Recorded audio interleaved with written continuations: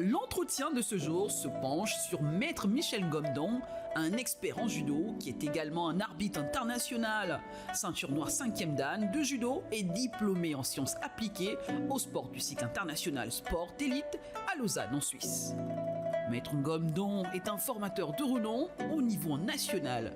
Notre entretien se focalise sur la transmission des valeurs du judo ainsi que la formation des jeunes judokas à la base.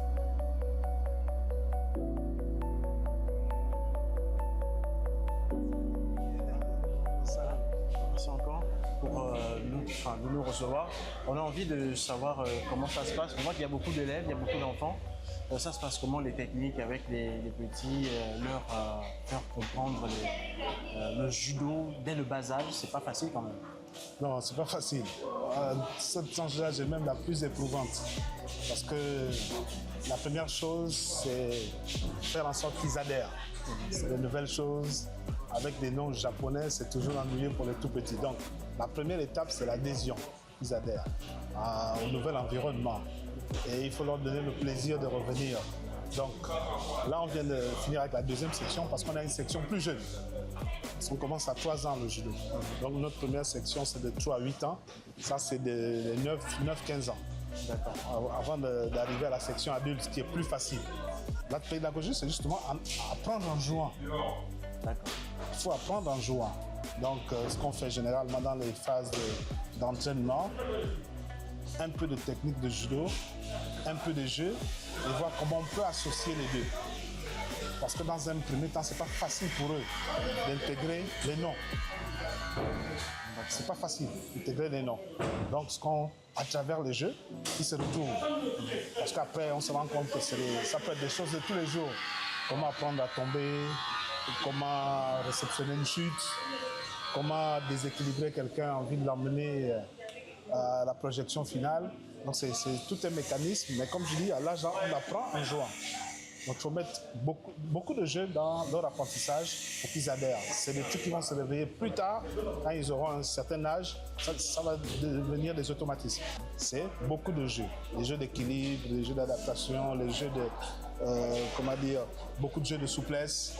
Et c'est les souplesses qui vont leur servir un peu plus tard quand ils auront pris conscience de ce qu'ils font. Même lorsqu'on fait des évaluations, c'est dans le jeu qu'on les évalue pour voir ce qu'ils ont retenu pendant ces 9 ou 8 mois d'apprentissage. Donc beaucoup de jeux, sans jeu, ils ne viendraient plus.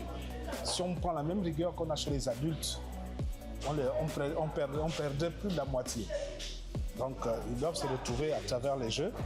Ils doivent pouvoir retrouver une technique. Lorsque vous faites une simulation avec un jeu peut-être qu'ils connaissent, ils apprennent plus facilement comme ça. Mais pour ce qui est, par exemple, du slogan, tout à l'heure, à la fin, un slogan qu'ils étaient en train de citer, c'est pour les emmener concrètement à faire quoi? Le code, je vais dire, le judo est régi par le code moral. Le code moral, c'est des choses de tous les jours. Il faut respecter les gens, il faut respecter ses parents, il faut respecter notre environnement, il faut savoir se tenir au milieu des gens.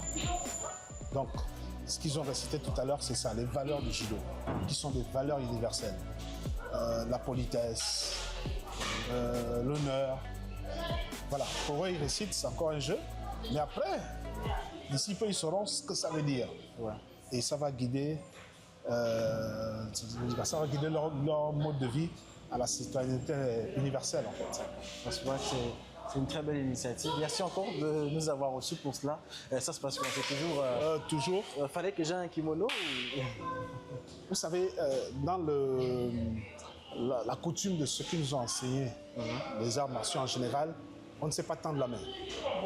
D'accord. On ne sait pas tendre la main. Donc, toujours prendre 1 mètre. Oui. Voilà.